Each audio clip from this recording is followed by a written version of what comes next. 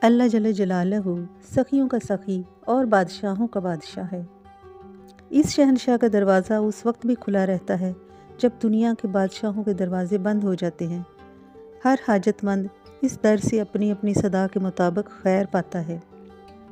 صدا کا انحصار ادب اور سلیقہ پر ہے۔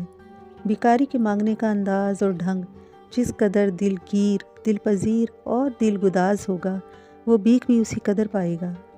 چنانچہ حاجت مند جب اللہ پاک کی حمد و ثنا کے بعد اللہ کے محبوب پر درود و سلام پڑھتا ہے تو اللہ تعالیٰ اپنی ثنا اور اپنے محبوب کے لیے دعائے خیر و برکت سے اس قدر خوش ہوتا ہے کہ حاجت مند کو اس کی حاجت سے زیادہ نواز دیتا ہے۔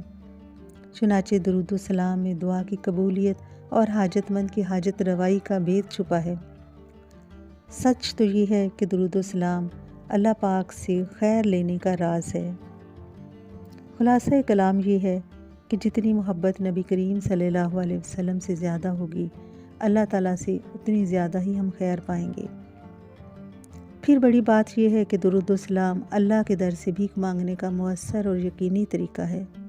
یقین کیجئے درود و سلام کے ساتھ اللہ تعالیٰ کے در پر لگائی گئی صدا کبھی خالی نہیں جاتی۔